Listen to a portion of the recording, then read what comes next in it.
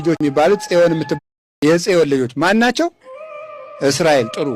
እስራኤል የጽዮን ልጆች የተባሉት ለምንድን ነው?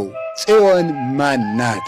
አንደኛ ጽዮን የጽዮን ልጆች የሚባሉት ጽዮን የምትባለው ታቦተ ጽዮን ናት። የመጀመሪያይቱ እስራኤል የጽዮን ልጆች ናቸው። ታቦተ ጽዮን ናት ጽዮን የተባለች። እስራኤል ታዲያ የታቦቲቱ ልጆች ናቸው ማለት የሕግ ልጆች ናቸው ማለት የሕግ ልጆች ናቸው። እስራኤል የጽዮን ልጆች ናቸው ማለት የሕግ ልጆች ናቸው ማለት ነው። ምን ማለት ነው? እነሱ የጽዮን ልጆች ሲሆኑ በደንብ ስሙ፣ ጆሮአችሁ በደንብ አድርጋችሁ የጽዮን ልጆች በማን ደስ ይላቸዋል? በንጉሳቸው። ጥሩ።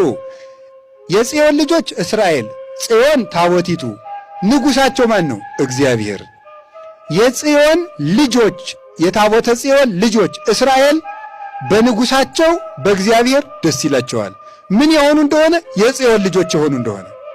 የጽዮን ልጆች ከሆኑ በንጉሳቸው በእግዚአብሔር ደስ ይላቸዋል። የጽዮን ልጅነታቸውን ካላስነጠቁ ነው። የጽዮን ልጅ መሆናቸውን ካቆሙ ግን በእግዚአብሔር መደሰት አይችሉም። የጽዮን ልጅ ሆነው ከቀጠሉ ግን ንጉሳቸው እግዚአብሔር ሁልጊዜ ደስታ ይሰጣቸዋል። ለምንድን ነው የጽዮን ልጆች መሆናቸው የሚባለው? ጽዮን ታቦተ ጽዮን ላይ እግዚአብሔር ምን ጽፎበታል? 10 ሕግ ጽፎበታል። 10 ሕግ ጽፎበታል። ኦሪት ዘጸአት ምዕራፍ 20 ከቁጥር 1 ጀምሮ እንደምታነቡት 10ሩን ሕገጋት እግዚአብሔር በታቦተ ጽዮን ላይ ቀርጾ አስቀምጧል። ታዲያ የጽዮን ልጆች ማለት ነው። በዚህ በታቦቱ ላይ እግዚአብሔር 10ሩን ቃላት በሁለት ጽላት ቀርጾ ለሙሴ ከሰጠ በኋላ ታቦት የሚባለው ደግሞ ጽላቱ የሚገባበት ማለት ነው። ታቦት ማለት በግዕዝ ማደሪያ ማለት ነው።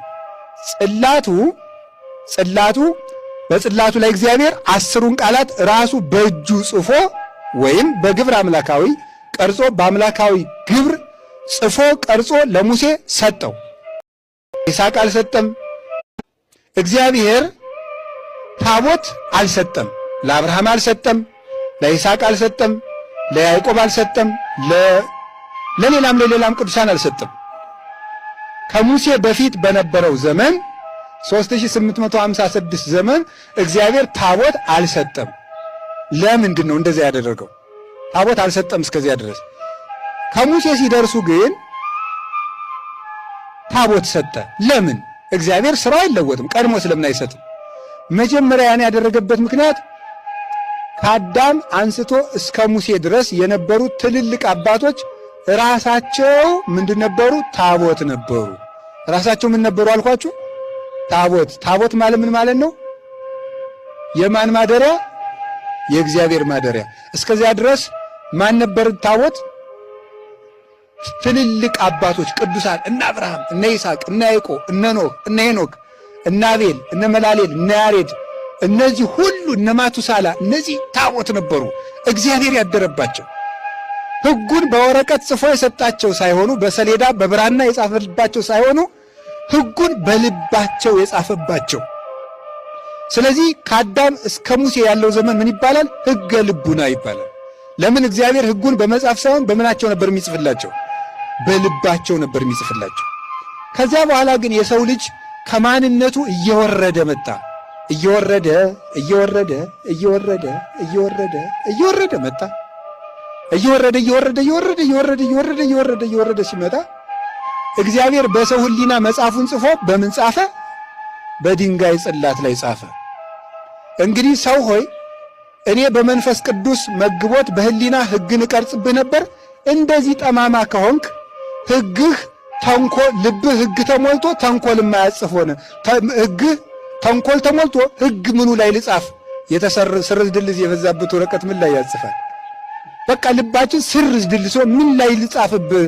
ሕጉን እንግዲህ ውጭ ላይ ጽፍብሃለሁ፣ እዚያ ለፍተህ አጥነዋል፣ እጽፍልሃለሁ አለ። አንዱ እሱ ነው። ሁለተኛ እስራኤል ግብፅ ተሰደው ሳለ ጣዖት ለምደው ነበረ። የተቀረጸ ምስል ለምደዋል። ምን የኛ አምላክም አይታይ ማለት ጀመሩ። እኛ የሚታይ አምላክ የለን፣ ግብፃውያን አምላክ አላቸው፣ እኛ የምናየው ነገር የለንም፣ ዝም ብሎ አምላክ በሰማይ አለን የሚባለው እያሉ ማንጎራጎር ጀመሩ። እኛ ማየት እንፈልጋለን አሉ። ነው እንዴ አለ እግዚአብሔር። ሙሴ እንዲያውም እግዚአብሔር እንደዚህ ብሏቸዋል ሲላቸው ምን ዝም ብሎ እግዚአብሔር እንደዚህ ብሏቸዋል ይለናል። እንዲያውም ሁለተኛ አንተ እንዳትናገረን እዚህ በኋላ ማን ይናገረን አሉ። የሰው እኮ ጥጋቡ ግርም ነው የሚያደርገው። እንዲያውም እግዚአብሔርን ነው እንጂ ሁለተኛ አንተ እንዳትመጣ አሉት። አሁን